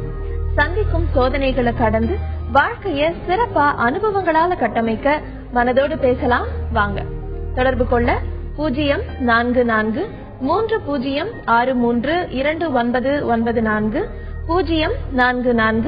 0443042777. அடுத்ததா கோவையிலிருந்து வசந்தி நம்ம கூட இணைப்புல இருக்காங்க. வணக்கம் வசந்தி. வணக்கம் மேடம். சொல்லுங்க வசந்தி. எங்க பையன் பேர் வருண் கார்த்திக் மேடம். சரி. சின்ன குழந்தையில இருந்தே அதை வந்து நாளா ஒரு வருஷத்துக்கு ஏற ஏற அவனோட பொய் சொல்றது ஜாஸ்தி தான். பொய்ய தவிர வேற எதையுமே நான் எந்த சின்ன விஷயமா இருந்தாலும் பேசுறது இல்ல. சரி. எவ்வளவு பணம் வேணாலும் வாங்கிட்டு போய் ஒரே நாளையில 10,000 20,000 செலவு பண்ணக்கூடியது ஒண்ணு கடன் வாங்கி செலவு பண்ணிடுறான், இல்ல எங்கிட்ட இருந்து வாங்கி கொண்டு போய் செலவு பண்ணிடுறான். சரிங்கம்மா. ஒரு சின்ன வயசுல 100 ரூபாயா இருந்தது, பெரிய வயசாக இன்னைக்கு டேட்ல எவ்வளவு செலவு பண்ணா அவனுக்காக எதையும் செலவு பண்றது இல்ல. ஒரு பூ கூட ஒரு எதுவுமே வாங்க மாட்டான், அவனுக்காக எதுவுமே செலவு பண்ண மாட்டான், தன்னை டர்ட்டியாவே வச்சுருவான். ஆனா பணத்தை என்ன பண்றான்னு தெரியல, கேட்டாலும் பதில் சொல்றது இல்ல. ரொம்ப கோபம் அளவுக்கு மீறி வருது, ஹைப்பர் டென்ஷன் மாதிரி வருது. கேள்வியே ஒத்த கேள்வி கூட கேட்க கூடாது. பேரண்ட்ஸ் அம்மா அப்பா எதையுமே கூப்பிட மாட்டான், நாமளாதான் போய் பேசணும், அவனா எதையும் பேச மாட்டான். வீட்டுக்கு எது சொன்னாலும் வீட்டை விட்டு வெளியில போயிடுறது. இவ்வளவு ப்ராப்ளம் இருக்கு. 28 இயர்ஸ் ஆச்சு. நானும் டாக்டர்கிட்ட ஏற்கனவே சென்னையில பார்த்தோம். சரி. ஒரு 2 மாசம் சீட்டிங்ல இந்த மாதிரி கோவப்படுற பிள்ளைங்க காரணமே அதாவது வீட்டுல வந்து சில பேருக்கு அந்த சூழ்நிலை இருக்கும், ஆனா இவனுக்கு அந்த சூழ்நிலையே இல்ல. பொய் சொல்லணுங்கிற அவசியம் இல்ல, பணத்தை வந்து கடன் வாங்க அடுத்தவங்கிட்ட கடன் வாங்கணுங்கிற அவசியம் அவனுக்கு இல்ல. மிடில் கிளாஸ் தான், ஆனா உன்னோட தேவைக்கு மேல வீட்டோட வருமானத்துக்கு மேல செலவு பண்ணுங்கிற தாட் இருக்கு, ஈகோ இருக்கு. அம்மா கிட்ட அப்பா கிட்ட பேசினாலே ஒரு ஈகோ தான். அடுத்தவங்கிட்ட சொல்லிதான் கேட்பான். ஒரு ஒர்க் ஷாப் ஒண்ணு வச்சிருக்கிறோம், ஏதாவது தேவைன்னா அந்த பசங்க கிட்ட சொல்லிதான் கேட்பான், நான் நேரடியா நம்ம வந்து கேட்க மாட்டேன். சரிங்கம்மா. மேரேஜ் ஏஜ் ஆயிருச்சு, ஆனா எதையுமே கேட்கறது இல்ல. சரி. அதான் டாக்டர் என்ன ப்ராப்ளம் இருக்கு, ஆழ்மனசுல எதுவும் இருக்கா அப்படின்னு அவங்ககிட்ட இவங்க கால்நிலையத்தை கூட கேட்டோம். ஆனா எங்களுக்கு அது சரியா ஒரு சின்ன பிரச்சனை தாங்க அவனுக்கு இருக்கு, அது சரியா போயிருன்னு சொல்லி சொன்னாங்க. ஆனா ஜாஸ்தியா தான் ஆகுது. எந்த ஈகோவையும் கொடுக்க தயாரா இல்லை. சரி, நம்ம இத பத்தி கேட்கலாமா? எழிலரசி, வசந்தியோட அவங்க ஃபேமிலில எப்படி இருக்கீங்கன்றதும் ஒரு விஷயம் இருக்குது. ஃபேமிலில அப்பா அம்மா 2 பேரும் எப்படி இருக்கீங்க, சின்ன வயசுல இருந்து அவங்க கிட்ட எவ்வளவு அட்டென்ஷன் கொடுத்துருக்கீங்க, கேக்குறப்பெல்லாம் நீங்க பணம் கொடுத்துருக்கீங்கன்றதே நீங்க ஒரு பெரிய பிரச்சனை. ஏன்னா கேட்டா கிடைச்சிரும் தெரியும், ஒரு ஸ்டேஜ்ல அது கொடுத்து பழக்கினதுக்கு அப்புறம் கிடைக்கலன்றப்போ எங்க கிடைக்குதோ அதை வாங்கிக்கலான்ற ஒரு எண்ணம் தான் வரும். சோ அது இப்ப வீட்டுல கிடைக்கலையா, அப்ப மத்தவங்கள்ட்ட இருந்து எடுக்கலான்னு தோணலாம், இல்ல இப்ப மத்தவங்கள்ட்ட இருந்து வாங்கலான்ற எண்ணத்துக்கு வந்திருக்குது. அதுவும் இல்லாம அடலசன்ட் ஏஜ்ல பேரண்ட்ஸ் கிட்ட பேசணும்ன்றது கொஞ்சம் அவங்க தள்ளி, ஃப்ரெண்ட்ஸ் தான் முக்கியம், ஃப்ரெண்ட்ஸ் தான் லைஃப் அப்படின்ட்டு போவாங்க. தன்னை பத்தி கூட கவலைப்படுறது இல்லைன்னு சொன்னீங்க. நீங்க தன்னை பத்தியே கவலைப்படாதவங்க எதுக்கு உங்ககிட்ட வந்து பேச போறாங்க சொல்லுங்க? ஃப்ரெண்ட்ஸ் தான் வாழ்க்கை உலகம்னு நினைச்சிட்டு இருக்காருன்னு நினைக்கிறேன். சோ நீங்க உட்கார்ந்து அவர்கிட்ட நீங்க பண்றது வருத்தப்படுறீங்கன்றத உங்க பிள்ளைகிட்ட பேசுறீங்களான்னு எனக்கு தெரியல. நீங்க ஒரு கவுன்சிலர் கிட்ட கூட்டு போனீங்கன்னா ஓரளவுக்கு அவங்க பேசுற அளவுக்காவது வந்தாருன்னா நல்லா இருக்கும்னு நினைக்கிறேன். ஏன்னா கோவம் வருதுன்னா இந்த வயசுல ஒரு 25 வயசு ஒரு பையன் கிட்ட கோவம்ன்றது நிறையவே இருக்கதான் செய்யுது. இருந்தாலும் ஒரு மருத்துவர்கிட்ட கூட்டு போனீங்கன்னா இன்னும் கொஞ்சம் அந்த கோவத்தை கட்டுப்படுத்துறதுக்கு சில டெக்னிக்ஸ் எல்லாம் சொல்லி தருவாங்க. அப்புறம் வீட்லயும் நீங்க நல்ல ஆரோக்கியமான சிச்சுவேஷன் இருக்கணும். அதாவது நல்லா பேசுறதுக்கு வீட்டுல இப்ப பாரு இந்த பணத்தை பத்தியே ஒரு பிரச்சனையை கொண்டு வந்தீங்கன்னா அவர் இன்னும் உங்ககிட்ட இருந்து விலகி தான் போவாரே தவிர, இல்ல நீ சரியில்லை பணத்தை செலவு பண்றேன்றது இல்லாம கொஞ்சம் அவர்கிட்ட மித்தபடியே அன்பு பாசத்தை நீங்க காமிச்சீங்கன்னா கொஞ்சம் நல்லா இருக்கும்னு நினைக்கிறேன். வசந்தி, நீங்க உங்களுடைய மகன் கிட்ட ஒரு ஃப்ரெண்ட் மாதிரி அவர்கிட்ட என்ன பிரச்சனை, எதனால அவர் இப்படி நடந்துக்கிறாரு, ஏன் கோவப்படுறாரு, கோவப்படுறதுனால என்னென்ன பிரச்சனைகள் வருது, இது எல்லாத்தையுமே அவர்கிட்ட எடுத்து சொல்லி பாருங்க. அவர் புரிஞ்சுக்கிறதுக்கான வாய்ப்பு இருக்கு. அதை தாண்டி அவர் ஒரு மருத்துவ ஆலோசகர்கிட்டையும் நீங்க கூட்டிட்டு போலாம். அடுத்ததா சென்னையில இருந்து மோகன் நம்ம கூட இணைப்புல இருக்காரு. வணக்கம் மோகன். ஹலோ, சொல்லுங்க மோகன். ஹலோ மேடம், எனக்கு வயசு 27 ஆகுது. சரி. எனக்கு பதற்றம் உணர்வு ஜாஸ்தியா இருக்கு. அதே மாதிரி எல்லாரும் என்ன வெகுளித்தனமா நடந்துக்கிறேன், லைஃப்ல இம்ப்ராக்டிகலா இருக்கிறேன் அப்படின்னு சொல்லி என்ன சுத்தி இருக்கிறவங்க எல்லாம் சொல்றாங்க. சரி. ஹலோ, சொல்லுங்க மோகன். என்னால ஒரு நார்மல் ஹியூமனா நடந்துக்க முடியல மேடம். ஒரு மாதிரி இம்மெச்சூரிட்டியா நடந்துக்கிறதா என்னுடைய ஃப்ரெண்ட்ஸ் எல்லாருமே சொல்றாங்க. ஒரு பிராக்டிகல் லைஃப்ல ஒரு யதார்த்தமா என்னால வாழ முடியல. பதற்றம், தூக்கமின்மை இதெல்லாம் எனக்கு இருக்கு மேடம். கொஞ்சம் சொல்லுங்க மேடம் அதை பத்தி. சரிங்க மோகன். டாக்டர் மோகன், அதாவது பதட்டம்ன்றது பாத்தீங்கன்னா உங்களுடைய எண்ணமும் உங்களுடைய செயலும் ஒரு நல்ல சிங்க் ஆகாத ஒரு நிலைமை. ஒரே சமயத்துல 15-20 விஷயங்கள் உங்கள்கிட்ட போக்கஸ் ஆகும். சரியா ஒரு அந்த எண்ணங்களை ஒருமுகப்படுத்தி நீங்க செய்யற செயல்ல அது நிச்சயமா இன்டர்ஃபியர் ஆகாம இருக்கணும். பல்வேறு விதமான எண்ணங்கள் வரலாம். அந்த எண்ணத்தை எல்லாத்தையுமே சேனலைஸ் பண்ணி நம்ம என்ன செயலை செய்யறோமோ அதுக்கு டேண்டமா இருக்கிற எண்ணத்தை மட்டும் நம்ம நினைத்து கொண்டு செயல்பட வேண்டும். பொதுவா நீங்க பாத்தீங்கன்னா பதட்டம் இருக்கு, பயம் இருக்குன்னா கொஞ்சம் ஒரு சூழ்நிலையில சமூகத்துல மத்தவங்க கிட்ட பழகும் பொழுது கொஞ்சம் ஒரு தாழ்வு மனப்பான்மை இருக்கும். நம்மளுடைய கருத்தை நம்ம தவறா சொல்லிடுவோமோ, அல்லது எப்பயாவது பதட்டத்துல நம்ம தவறா சொல்லிட்டு அது எள்ளி நகையாடப்படும் பொழுது நமக்கு அது வேதனையா இருக்கும். கொஞ்சம் நம்மளை வெளிப்படுத்தும் பொழுது அதை தவறாக புரிந்து கொள்ளக்கூடிய நிலைமை இருக்கோ அப்படின்றது கூட அந்த தாழ்வு மனப்பான்மையா இருக்கும். கொஞ்சம் ஒதுங்கி இருப்பீங்க, தனித்து இருப்பீங்க. நீங்க தனித்து இருக்கும் பொழுது தனித்து இருப்பது கூட மட்டும் இல்ல, கும்பல்ல இருக்கும்போது கூட தனித்து இருப்பீங்க. இதனால உங்களுடைய மதிப்பீடுகள் குறைவதற்கு வாய்ப்பு இருக்கு. நீங்க ஒவ்வொன்றுத்தையும் இது என்ன பண்ணுவீங்க, கொஞ்சம் நாளா வட்டத்துல ஒரு ரிஹர்ஸ் பண்ணி பேச ஆரம்பிப்பீங்க. அது கூட உங்களுடைய இன்டராக்ஷன்ல சில இடையூறுகளை விளைவிக்கும். எதை பத்தியும் யோசிக்காதீங்க. ஒரு பதட்டத்தை போக்குவதற்கு பிராக்டிஸ் தான் பண்ணணும். முதல் நமக்கு தெரிந்த விஷயங்கள் நமக்கு புரியாம தான் இருந்தது. பழகிய பின்புதான் அதை பற்றிய பயம் போய் அதை பற்றிய பதட்டம் போய் தெளிவா பேச ஆரம்பிக்கிறோம். முதல்ல பேசும்பொழுது கொஞ்சம் தட்டு தடுமாறி தான், ஒரு மேடை பேச்சு கூட தட்டு தடுமாறி தான் வரும். அதுக்கப்புறம் தான் நீங்க பாத்தீங்கன்னா ஒரு தெளிந்த நீரோடை மாதிரி வரும். பழகிட்டா எந்த விஷயத்தையும் பதட்டம் இல்லாம நினைக்கலாம், பதட்டம் இல்லாம எந்த செயலிலும் ஈடுபடலாம். கொஞ்சம் பிராக்டிஸ் வேணும். உங்களை பத்தி நல்ல ஒரு நம்பிக்கையோட இருங்க. அடுத்தவருடைய சான்றிதழுக்காக நீங்க உங்களை கொஞ்சம் சுருக்கி கொள்ளாதீங்க. நீங்க ஷெல்லுக்குள்ள போக வேணாம். உங்களை நல்லபடியா ஃப்ரீயா இயல்பா இயற்கையா வெளிப்படுத்துங்க. அடுத்தவங்களை பத்தி கவலைப்பட வேணாம். 4 வட்டப்ப அந்த பதட்டம் கண்டிப்பா போய்விடும். எழிலரசி, மோகன் இந்த பிரச்சனைக்கு எப்படி அவர் டீல் பண்ண முடியும்? இப்போ ஒவ்வொரு தடவையும் நீங்க அவர் சொல்றப்போ அடுத்தவங்க என்னை எப்படி பாக்குறாங்க, அடுத்தவங்க என்ன எப்படி சொல்றாங்க, அடுத்தவங்க என்னை வெகுளியா, நீங்க உங்களை பத்தி என்ன நினைக்கிறீங்கன்றதுதான் முக்கியமான விஷயம். அது தெளிவா இருந்ததுன்னா மத்தவங்களை பத்தி இருக்கிற பார்வையை நம்ம மாத்த முடியும். நீங்க நல்லா இருக்கீங்க, நான் நல்லா பேச முடியும், என்னால எல்லாத்தையும் நான் நல்லபடியா சகஜமா இருக்க முடியும், நான் நினைக்கிற மனசுல நினைக்கிற கருத்தை ஈஸியா எக்ஸ்பிரஸ் பண்ண முடியும்ன்றத கொண்டு வந்தீங்கனாலே இந்த பிரச்சனைக்கு ஈஸியா சொல்யூஷன் கிடைச்சிடும். உங்களை பத்தின நம்பிக்கையை சார் சொன்ன மாதிரி நல்லபடியா நீங்க உங்களோட நம்பிக்கை, நான் இப்படிதான் எனக்கு தெரியும், நான் கரெக்டா தான் பண்றேன்ற நம்பிக்கையை உருவாக்குனீங்கனாலே எல்லாம் நல்லபடியா நடக்கும். மோகன், நீங்க டாக்டர் சொன்னது எழிலரசி சொன்ன வழிமுறைகளை எடுத்துக்கோங்க. அந்த மாதிரி நீங்க மத்தவங்க என்ன நினைப்பாங்க அப்படிங்கிற எண்ணத்தை விட்டுட்டீங்கன்னாலே உங்களுக்கு இந்த பதற்றம் இதெல்லாம் உங்களை விட்டு குறையறதுக்கான வாய்ப்பு இருக்கு. அடுத்ததா நம்ம கூட தமிழ்ச்செல்வன் இணைப்புல இருக்காரு. வணக்கம் தமிழ்ச்செல்வன். மேடம் வணக்கம் மேடம். சொல்லுங்க தமிழ்ச்செல்வன். எனக்கு பாத்தீங்கன்னா நான் வந்து ஒரு 7 வருஷமா மெடிசன் எடுத்துட்டு இருக்கேன். சரி. குறிப்பா பாத்தீங்கன்னா வந்து இப்ப லோக்கல் பயன் போட்டுட்டு இருக்கேன் கிடைச்சா. ஆனா பரவாயில்ல, எனக்கு இப்ப என்ன பிரச்சனை இருக்குன்னா, சார் சொன்ன மாதிரி எனக்கு வந்து பழகிறதுல பிரச்சனை இருக்குது. நம்ம எதனா சொன்னா தப்பா ஆயிடுமோ அப்படின்ற பயம் இருக்குது. சின்ன சின்ன பதட்டம் அந்த மாதிரிலாம் இருக்குது. இதெல்லாம் வந்து எக்ஸசைஸ் மூலமா தான் பண்ணணும். கடைசி கேள்விக்கு பதில் சொன்னாரு, அதையே கேட்டேன் நானு. பட் எனக்கும் அந்த கேள்வி கரெக்டா இருக்குமோன்றதுதான். சரிங்க தமிழ்ச்செல்வன். ஒரு நாடகத்துல நடிக்கும் பொழுது உங்களுக்கு கொடுக்கப்பட்டிருக்கிற வசனங்களை நீங்கள் வந்து சரிவர உச்சரித்து நான் வந்து என்னை வெளிப்படுத்திக் கொள்ளுகிறேன்னா அந்த இருக்கிற பாத்திரத்துக்கு ஏற்றபடி என்னுடைய வசனத்தை நான் பாக்கிறேனான்றத வந்து நீங்க அதுலதான் உங்களுடைய இது போக்கஸ் இருக்கணும். இந்த இன்டர்வியூல இப்ப நான் என்ன பேசுறேன்றதா நான் இருக்கு. நான் மத்தவங்க பேசுறதையும் நான் கேட்டுக்கொண்டு இருக்கிறேன். அதுல நான் மூழ்கிட்டு நான் பேச வேண்டியதை குழப்பிட்டேன்னா பிரச்சனை ஆயிடும். சில சமயம் அது பண்றேன், அது வேற விஷயம். என்னன்னா நீங்க மற்றவர்களை வந்து கவனியுங்கள், ஆனா உங்களை வெளிப்படுத்திக் கொள்ளுங்கள். உங்களை பத்தி ரொம்ப செல்ஃப் கான்சியஸா இருக்கக்கூடாது. இப்ப நான் பேசும்பொழுதே நான் சரியா பேசுறேன்னா ஒவ்வொரு வார்த்தைக்கு பின்னாடி நான் போய் தேடி பிடித்து அந்த வார்த்தைகள் எல்லாம் சரியா இருக்குன்னா சரியா வராது. நல்லா வந்து அடுத்து ரொம்ப செல்ஃப் கான்சியஸா இருக்காதுங்க. ஒரு சமயத்துல ஒரு செயல் எப்ப முழுமையா வந்து வெளிப்படுதுன்னா அதுல டிசோசியேட் ஆகணும். ஒரு கிரிக்கெட் மேட்ச் ஆடுறீங்கன்னா கிரிக்கெட் மேட்ச்ல நீங்க வந்து கம்ப்ளீட்டா உங்களை இன்வால்வ் பண்ணிட்டு வர்ற பாலை எடுத்து அடிக்கணும். அப்ப கமெண்ட்ரி கேட்டுட்டு இல்ல ஒரு பாலை தப்பா ஆடிட்டு இந்த அடுத்த பால் நான் சரியா ஆட மாட்டேனோன்ற அந்த எண்ணம் வந்துடுச்சுன்னா அந்த பால் நிச்சயமா ஆட முடியாது, அவுட் ஆகிறதுக்கு வாய்ப்பு இருக்கு. ரொம்ப செல்ஃப் கான்சியஸா இருக்காதுங்க. ஒரு டிசோசியேட் ஆகணும். எந்த விஷயத்துல ஒரு சின்ன விஷயம் இருந்தாலும் அதை ரசித்து ருசித்து அனுபவித்து அதுல ஃபுல்லா இன்வால்வ் ஆகுங்க.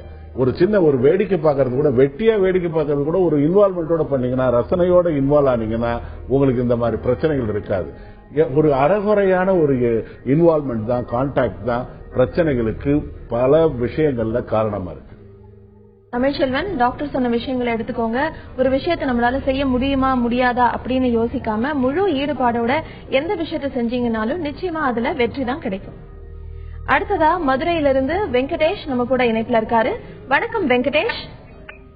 ஹலோ, வெங்கடேஷ் பேசுறேங்க. சொல்லுங்க வெங்கடேஷ். ஆக்சுவலா ப்ராப்ளம் என்னன்னா, நான் ஒரு பொண்ணை லவ் பண்ணிருந்தேங்க.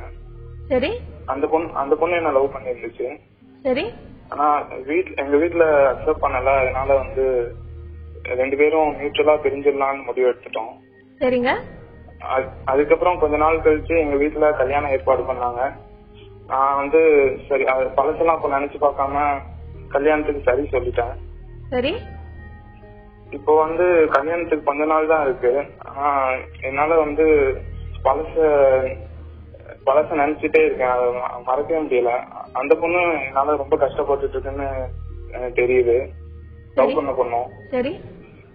அதான் இப்போ வந்து கல்யாணத்தை என்னால ஸ்டாப்பும் பண்ண முடியல. எங்க வீட்டுல அவங்களுக்கு பெரிய அவமானம் ஆயிரும். சரிங்க. அதனால நான் வந்து இப்போ கல்யாணத்துக்கு ரெடி ஆகணும்ட்டு ட்ரை பண்றேன். ஆனா என்னால பெரிய மனக்குழப்பத்துல இருக்கேன். இனிமேல் வாழ்க்கையில சந்தோஷமாவே இருக்க முடியாது அப்படின்னு எனக்கு தோணுது. சரிங்க. முன்னாடி அப்படி பண்ணிருக்கலாம், இப்படி பண்ணிருக்கலாம், தப்பு. அப்போ வந்து ஃபைட் பண்ணாம விட்டுட்டோம், கல்யாணத்துக்கு அவசரப்பட்டு அக்செப்ட் பண்ணிட்டோம். அந்த மாதிரி பாஸ்ட்லயே வாழ்ந்துட்டு இருக்கேன். அதுக்கப்புறம் இனிமேல் சந்தோஷமா இருக்க முடியாதுன்ற மாதிரி திங்கிங் இருந்துட்டு இருக்கு. சரிங்க. அது இப்போ கல்யாணத்துக்கு நான் ரெடி ஆகணும். என் பேரண்ட்ஸ்க்காக நான் கண்டிப்பா ரெடி ஆகணும். அதுக்கு வந்து நான் எப்படி கான்சென்ட்ரேட் பண்றது அப்படின்ட்டு தெரியல டாக்டர். சரிங்க வெங்கடேஷ். எழிலரசி, வெங்கடேஷ் இந்த பிரச்சனைக்கு என்ன பண்ண முடியும்? பொதுவாவே இப்போ நீங்க ரொம்ப கில்ட்டி கான்சியஸா ஃபீல் பண்றீங்கன்னு நினைக்கிறேன். அதாவது அப்பா அம்மா என்னை பத்தி என்ன நினைப்பாங்க, அவங்க எவ்வளவு தூரத்துக்கு என் மேல நம்பிக்கை வச்சு கேட்டாங்க, நான் சரின்னு சொல்லிட்டேன், அந்த மாதிரி எல்லாம் ரொம்ப குற்ற உணர்ச்சி ரொம்ப ஜாஸ்தியா இருக்குன்னு நினைக்கிறேன். அதனாலதான் இப்படி அந்த பொண்ணை ஏமாத்திட்டோன்ற குற்ற உணர்ச்சி உங்களுக்கு இருக்குது. அப்ப நான் மட்டும் சந்தோஷமா இருக்கேன், அந்த பொண்ணு மட்டும் கஷ்டப்படுறாளே நீங்க நினைச்சு கவலைப்படுறீங்க. பட் ஆனா நீங்க ஒரு முடிவை வந்து எடுத்துட்டீங்க அப்படின்னா அந்த முடிவுல அடுத்து நீங்க அடுத்து என்ன பண்ண போறீங்கன்றத பத்தி யோசிச்சா பரவாயில்ல. நீங்க திருப்பி பழசையே நினைச்சு நீங்க சொல்ற பழசையே நினைச்சு பார்த்துட்டு இருக்கறனால எந்த வித தீர்வும் வரப்போறது கிடையாது. அடுத்து கல்யாணத்துக்கு நீங்க ரெடி ஆகிதான் ஆகணும்ன்றத நீங்க முடிவு பண்ணிட்டீங்க அப்படின்னா நீங்க அதுக்கான விஷயங்களை செய்யலாம். அதாவது உங்க ஃப்ரெண்ட்ஸ போய் பார்த்து ஆமா இந்த மாதிரி நான் வந்து கல்யாணம் பண்ணிக்க போறேன்ற சந்தோஷமா நீங்க சொல்ல ஆரம்பிங்க, பேச ஆரம்பிங்க. நீங்க அந்த குற்ற உணர்ச்சியிலிருந்து வெளியில வர்றதுக்கு இதெல்லாம் ஒரு ஹெல்ப் பண்ணும். உங்க ஃப்ரெண்ட்ஸ பாக்குறதா இருக்கட்டும், நீங்க கல்யாணம் பேசி வச்சிருக்கிற அந்த பொண்ணை பார்த்து பேசலாம். அதாவது அதுக்காக ஃபுல்லும் பழைய விஷயத்த எல்லாத்தையும் சொல்லி அதுல இருந்து வெளியில வரணும்னு நினைக்காம நான் வந்து இந்த மாதிரி நான் கல்யாணம் பண்ணிக்க போறோம், நம்ம எப்படி நம்ம வாழ்க்கையை எப்படி அமைச்சுக்க முடியும்ன்றத பத்தி பேசுங்க. இப்ப எல்லாருமே போன்ல ரொம்பவே பேசுவாங்கன்னு தெரியும் உங்களுக்கு. அப்ப நீங்களும் அத மாதிரி நம்மளோட வாழ்க்கை ஃபியூச்சர் லைஃப பத்தி இனிமேல் பேச ஆரம்பிச்சீங்கனாலே இந்த பாஸ்ட்ல இருந்து கொஞ்சம் வெளிவரத்துக்கு ஈஸியா இருக்கும்.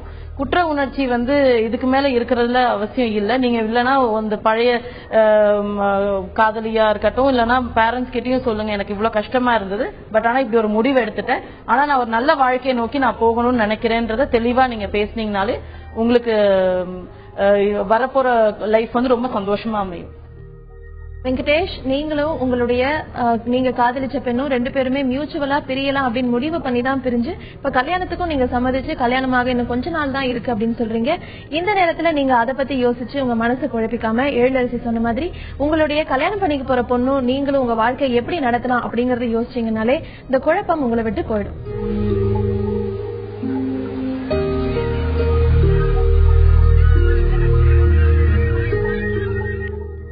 எழுதும் போது வார்த்தைகளுக்கு நடுவிலையும் வரிகளுக்கு இடையிலையும் இடைவேளை கண்டிப்பா விடுவோம். அந்த இடைவேளைகள் இருந்தாதான் நாம எழுதுறதுக்கு அர்த்தமும் தெளிவும் இருக்கும். வாழ்க்கைங்கிற கதையை எழுதும் போதும் வரிகளுக்கு நடுவுல இடைவேளை இருக்கணும். தேவையான இடைவேளை எடுத்து தேவையில்லாத உணர்வுகளை மனசுல இருந்து அகற்ற மனதோடு பேசலாம் வாங்க. தொடர்பு கொள்ள 0443063299 044304227777. அடுத்ததா தேனியிலிருந்து ராணி நம்ம கூட இணைப்புல இருக்காங்க. வணக்கம் ராணி. வணக்கம் ராணி. மேடம் நாங்க சார்ட்ட பேசணும். பேசலாமா, சொல்லுங்க. மேடம் இந்த மாதிரி நான் வந்து எங்க வீட்டுக்காரருக்கு வந்து ஃபர்ஸ்ட் இறந்துட்டாங்க மேடம். சரி. 3 வருஷம் கழிச்சு என்னை கல்யாணம் பண்ணாரு. அவங்களுக்கு ஒரு பையன் இருக்கான். அந்த பையன் என்கிட்ட தான் இருக்கான். எனக்கு ஒரு பையன் பிறந்திருக்கான், 2 பசங்க. நாத்தனா பொண்ணு நாத்தனா இறந்துட்டாங்க. அவங்க பொண்ணு என்கிட்ட தான் இருக்குது, சின்ன பொண்ணு. 3 பசங்க வளர்க்குறேன். கன்சீவா இருக்கேங்க மேடம். இப்போ 6 மாசமா இருக்கேன். எனக்கு வந்து கன்சீவ் ஆறதுக்கு ஒரு 2 மாசத்துக்கு முன்னாடி 3 மாசத்துக்கு முன்னாடி இருந்து ஏதாவது ஒரு சின்ன விஷயம், ஏதாவது சும்மா சாதாரணமா வீட்டுல ஒரு சொல்லல அப்படின்னு சொன்னாங்கன்னா கூட இல்ல நான் அதை சொல்லவே இல்ல, நான் சொல்லாத சொல்றீங்க அப்படின்னு சொல்லி அழுது ரொம்ப தலையில எல்லாம் அடிச்சு அழுகுற மாதிரி வந்துருது. ரொம்ப அழுக அப்போ ரொம்ப வருது, என்னால கண்ட்ரோலே பண்ண முடியல, அது மாதிரி வருது. அப்போ பிள்ளைங்க முன்னாடி எல்லாம் ரொம்ப அடிச்சு அழுகுறேன். பிள்ளைங்க எல்லாம் என்னை பார்க்கும்போது ரொம்ப ஒரு மாதிரி, எனக்கு பிள்ளைங்க எல்லாம் நம்ம கெட்டவங்களா நினைப்பாங்களோ அப்படின்னு ஒரு பயம் வந்து அப்படியே மனசே ரொம்ப ஒரு மாதிரி ஆயிடுது. இந்த கோவம் எனக்கு அது கண்ட்ரோல் பண்ணணும்னு நான் நினைச்சாலும் ஒரு வாரத்துக்கு நல்லா இருக்கிற மாதிரி இருக்கு, மறுபடியும் என்னை மீறி அது அப்படியே வந்துடுற மாதிரி இருக்கு. அப்போ வந்து நான் என்ன செய்யறேன்னு எனக்கே தெரிய மாட்டேங்குது. ரொம்ப அடிச்சு அழுது ரொம்ப அப்படியே கஷ்டப்பட்டு உடம்பெல்லாம் அப்படின்னா வலிக்கிற மாதிரி ஆயிட்டு மறுநாள் பார்த்தோம்னா அப்படியே ப்ரெஷரே கம்மியாயிருது எனக்கு. கன்சீவா இருக்கிற டைம்ல இப்பெல்லாம் ரொம்ப பண்றேன். கன்சீவ் ஆனதுல இருந்து ரொம்ப இதே டென்ஷன் இருந்துட்டே இருக்கிற மாதிரி இருக்குது. சின்ன செய்துக்கு அவங்க கோவிக்க கூடாதுன்னு நினைச்சாலும் என்னால மறுபடியும் கோவம் என்னையும் மீறி வந்துருது. ரொம்ப பாசமா இருக்கிற மாதிரி இருக்கு, ஆனா அவங்களுக்கு ரொம்ப கோபமும் அதிகமா வர மாதிரி இருக்காங்க மேடம். சரிங்கம்மா. குழந்தைங்களுக்கு என்ன வயசுமா? அந்த முதல் மனைவி முதல் வீட்டுக்காரமா இருக்காங்கல்ல, அந்த குழந்தைக்கு உங்க குழந்தைக்கு என்ன வயசு? பெரிய பையனுக்கு 7 வயசு, 10 வயசு முடிஞ்சு 11 வயசு நடக்குதுங்க சார். இப்ப ஆரம்பிச்சிருக்குது. ஆனா அந்த பையனுக்கு இன்னும் அவங்க அம்மா இறந்ததே தெரியாம தான் வளர்க்குறேன். அவனுக்கு அவங்க அம்மா இறந்துட்டாங்க, அம்மா இருந்தாங்கன்னு தெரியவே தெரியாது. நான் தான் அவங்க அம்மா நினைச்சிட்டு இருக்காங்க சார். சரிம்மா. இப்ப என்னோட சின்ன பையன் வந்து 6 வயசு ஆகுது, 2வது படிக்கிறான். ஆனா அந்த பையன் இப்ப என்ன பண்ணிட்டாங்கன்னா அவனும் அவங்க அண்ணன் 2 பேரும் ஒன்னா இருக்கிறாங்க. ஆனா இப்ப அந்த பழைய ஆல்பம் இதெல்லாம் பாப்பாங்க சார். சின்ன வயசுல இருந்து அதை இது பண்ணல அவங்க. ஆனா அவங்க அந்த 10 வயசோட அம்மா அவங்களும் என்னை நல்லா பாசமா வச்சுட்டு இருக்காங்க. என்னைய வேற யாரும் பிரிச்சு பாக்குறதெல்லாம் இல்ல அவங்க. அந்த பொண்ணுக்கு அந்த தம்பி ஒருத்தர் இருக்கான், அவனும் என் மேல ரொம்ப பிரியமா இருப்பான். அதனால எனக்கு அந்த பிரச்சனையெல்லாம் இல்லைங்க சார். இல்ல நீங்க சொன்னீங்கல்ல, சொல்லும் போது ஒரு சந்தோஷமான விஷயம் தெரிஞ்சது. பெரிய பையன் சொன்னீங்கல்ல, ஒரு முதல் மனைவியுடைய மகனை ஒரு பெரிய பையன் சொல்லிட்டு தன்னுடைய மகன் மாதிரி சாதாரணமா சொல்ல போறதே ஒரு சந்தோஷமா இருக்கு. ஒரு டிஸ்கிரிமினேஷன், எந்த விதமான வேறுபாடும் இல்லாம வளர்த்திருக்கீங்கன்னு தெரியுது.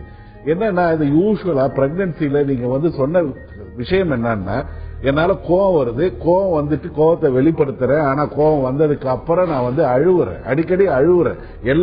எல்லா விதமான விஷயங்களும் அழுகையில முடியுது. கோவம் நீங்க உங்களால தாங்கிக் கொள்ள முடியாத, ஏற்றுக்கொள்ள முடியாத விஷயங்களுக்கு கோவம் வரலாம், காரணமே இல்லாம கோவம் வரலாம். அதை வெளிப்படுத்தி விட்டு நீங்க சும்மா இருக்கலாம், அதுக்காக வேணா வருத்தப்படலாம்.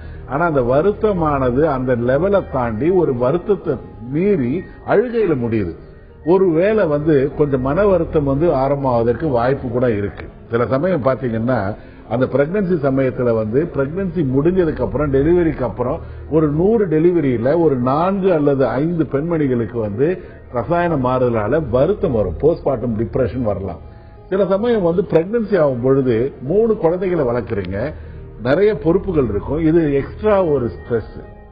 மறுபடியும் நான் பிரெக்னென்ட் ஆயிட்டேன், மறுபடியும் குழந்தை இருக்கு, வளர போகுது, இதனால என்னுடைய வேலைகள்லாம் நான் கொஞ்சம் அதிகமாகுது, என்னால முடியுமா, கொஞ்சம் உடல் ரீதியா டயர்ட் ஆகலாம், மன ரீதியா கொஞ்சம் பாரம் இருக்கலாம், இல்ல 4 பேரையும் நம்ம வளர்க்கணும், இதுல நாத்தனாருடைய பொண்ணு வேற இருக்கு, இந்த மாதிரி விஷயங்கள் கொஞ்சம் அடிமனதுல ஒரு பிரச்சனையா இருக்கலாம். ஒரு பிரெக்னன்சின்றது அம்மா வீட்டுல இருந்தா கொஞ்சம் பரவாயில்ல, ஒரு ஸ்ட்ரெஸ் தான் அது. ஒரு எந்த சந்தோஷமான விஷயம் கூட, ஒரு வீடு வாங்குவது ஒரு ஸ்ட்ரெஸ், ஒரு கல்யாணம் பண்றது ஒரு பெரிய ஸ்ட்ரெஸ், ஒரு சந்தோஷமான விஷயம் கூட ஒரு ஸ்ட்ரெஸ்ஸா தான் நம்ம பாக்குறோம் மன ரீதியா. அது உங்களுக்கு காரணமா இருக்கலாம், அல்லது வருத்தமா இருக்கலாம். நீங்க உங்களுடைய பெண் மருத்துவர்கிட்ட பாருங்க, எக்ஸ்பிளைன் பண்ணுங்க. ஒரு அளவுக்கு மேல கொஞ்சம் அதிகமா அழுகை ரொம்ப எதிர்மறையான எண்ணங்கள் எப்பயாவது நான் ஏன் இருக்கணும் அந்த மாதிரி நினைத்து இருக்கும் பொழுது மனநல மருத்துவர்கிட்ட கொஞ்சம் ஆலோசனை பெற்று மருந்துகள் சாப்பிடலாம். ஒன்னும் தேவையில்லை, நல்ல மருந்துகள் இருக்கு.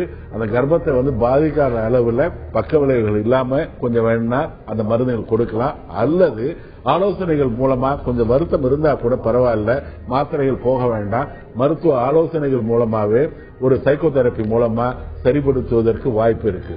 முதல்ல ஒரு சந்தோஷமா இருங்க. வீட்டுக்கு இன்னொரு புது நபர் வராங்க, அவங்க சந்தோஷமா இருக்க போறேன், இதை நான் எதிர்கொள்வேன் அப்படின்ற நிலைமையில இருந்தீங்கன்னா இந்த வருத்தம், கோபம், இந்த பிரச்சனைகள்லாம் வராதுமா. ராணி, டாக்டர் நீங்க இந்த மாதிரி அழுக வர்றதுக்கும் கோபம் வர்றதுக்கும் என்ன காரணங்கள் இருக்கலாம் அப்படிங்கறத சொன்னாரு. அது போக நீங்க ஒரு பெண் மருத்துவர் அணுகி ஒரு ஆலோசகரையும் அணுகுனீங்கன்னா இதுல இருந்து நீங்க சுலபமா வெளிவந்துட முடியும். அடுத்ததா கும்பகோணம்ல இருந்து ராஜா நம்ம கூட இணைப்புல இருக்காரு. வணக்கம் ராஜா. வணக்கம் மேடம். சொல்லுங்க ராஜா. சார் வணக்கம் சார். வணக்கம், சொல்லுங்க சார். எனக்கு ஷேர் மார்க்கெட்ல அதிகமா ஈடுபடணும் ரொம்ப ஆர்வமா இருந்தது. அதுக்குள்ள டெக்னிக்கல் எல்லாமே நான் படிச்சேன். அதுக்கு பிறகு இந்த பேப்பர் ட்ரேடிங் எல்லாம் செஞ்சு கொஞ்சம் பார்த்தேன், எல்லாம் சக்சஸா வந்தது. இப்ப ரியலா இறங்க போது என்னன்னாக்கா ஒரு பதட்டம், ஒரு தயக்கம் ஏற்படுது. அது எதனால சார்? அது அந்த பதட்டம், அந்த தயக்கத்தை கொஞ்சம் சரி பண்ண முடியுங்களா? அதாவது ஒரு நல்ல வார்த்தை சொல்லுவாங்க, டு எர் இந்த சைடு ஆஃப் த காஷன் அப்படின்வாங்க. எப்பொழுதுமே கொஞ்சம் முன்ஜாக்கிரதை, இந்த முத்தண்ணா மாதிரி இருப்பது கொஞ்சம் நல்லது. இப்ப முன்னாடி சொன்ன மாதிரி ஒரு காதல்ல ஈடுபடுறதுக்கு முன்னாடி காதல் கைகூடி திருமணத்தை முடிஞ்சதுன்னா சந்தோஷமா இருக்கும். பட் அந்த காதல் கைகூடாத பொழுது அது முறிந்து போகிற நிலைமையில என்னால அதை ஒரு பெரிய விஷயமா எடுத்துக்காம வாழ்க்கையை நடத்தணும்ன்ற நிலைமையில இருக்கிறவங்க தான் காதலிக்கணும். ரெண்டாவது, ஷேர் மார்க்கெட்ன்றது பாத்தீங்கன்னா நிச்சயமா எவ்வளவு பேரை மேல பேமெண்ட்ல இருக்கிறவங்கள பெடஸ்டல் ஸ்டேட்டுக்கு எடுத்துட்டு போயிருக்கு, பெடஸ்டல் ஸ்டேட்ல இருக்கிறவங்கள பிச்சைக்காரனாவும் ஆக்கியிருக்கு. முதல்ல நீங்க என்ன தியரிட்டிக்கலா இருந்தா கூட எதிர்மறையாவும் வரும்ன்றத நினைத்து கொண்டு நீங்கள் இருந்தா பரவாயில்ல. உடனே ஒரு 10 நாள்ல நான் பயங்கர பணக்காரன் ஆகி நான் இந்த லெவல்ல ஆகணும் அப்படின்ற மாதிரிலாம் நிலைமையில இருந்தீங்கன்னா நிச்சயமா உங்களுக்கு ஏமாற்றங்கள் தான் இருக்கும். ஏமாற்றமும் இருக்கும் அப்படின்ற நிலைமையில அதையும் நான் எதிர்கொள்வேன். அதனால எனக்கு இதை ஒரு மெயின் இஷ்யூ ஆக்கிக்காதீங்க. இந்த நிலைமையில இதை ஒரு மெயினா எடுத்துக்கிட்டீங்கன்னா பின்னாடி வருத்தப்பட வேண்டியது இருக்கும். இந்த லாஸ் வந்தாலும் என்னால சர்வை பண்ண முடியும், மற்ற விஷயங்கள்ல நான் என்னுடைய பொருளாதார விஷயங்களுக்கு நிச்சயமா பிரச்சனையாக மாறாதுன்ற நிலைமையில ஷேர் மார்க்கெட்ல இருங்க. ஆனா எடுத்த உடனே எல்லாமே பச்சை பசையில் இருக்கும், நான் அடுத்தது பயங்கரமா பணம் ஈட்ட போறேன்ற நிலைமையில போனீங்கன்னா நிச்சயமா உங்களுடைய கருத்தை மாற்றிக்கொள்ள வேண்டியது கட்டாயம் இருக்கு. பயப்படாதீங்க. ஆத்துல இறங்கணும்னு துணிஞ்சிட்டா இறங்கிதான் ஆகணும். கரையிலே நின்று வேடிக்கை பார்த்தீங்கன்னா அதை பத்திய பயம் தான் அதிகமாகும். தண்ணியில குதிங்க, அப்பதான் நீச்சல் தெரியும். ராஜா, டாக்டர் சொன்ன அறிவுரைகள், ஆலோசனைகளை எடுத்துக்கோங்க. ஏற்ற தாழ்வுகள், ஏற்ற இறக்கங்கள் அதெல்லாம் ஏத்துக்கிற மனப்பக்குவத்தை நீங்க வளர்த்துக்கிட்டீங்க அப்படின்னாலே நிச்சயமா நீங்க இந்த ஷேர் மார்க்கெட்ல நல்லா சந்தோஷமாவே நீங்க பிசினஸ் பண்ண முடியும். நம்ம நிகழ்ச்சிக்கு நேயர்களோட கேள்விகளுக்கெல்லாம் ஆலோசனைகள், பதில்கள் வழங்கினீங்க. நன்றி டாக்டர் அசோகன். நன்றி எழில். வெயில் கொளுத்து எடுக்கும் போது நாம ஜில்லுன்னு ஏதாவது கூல் ட்ரிங்க்ஸ் குடிப்போம். உரைய வைக்கிற குளிர்ல நெருப்பு மூட்டி குளிர் காய்வோம். வாழ்க்கையிலையும் இப்படிதான் பருவ காலம் மாதிரி சந்தோஷமும் துக்கமும் மாறி மாறி வந்தாதான் சுவாரஸ்யம் அதிகமாகும். பருவ காலங்களை போல நம்ம வாழ்க்கையையும் சரியான தேர்வுகளால புத்துணர்ச்சியூட்ட தொடர்ந்து மனதோடு பேசலாம். மீண்டும் சந்திக்கும் வரை உங்களிடமிருந்து விடைபெறுவது அன்புடன் ரேவதி.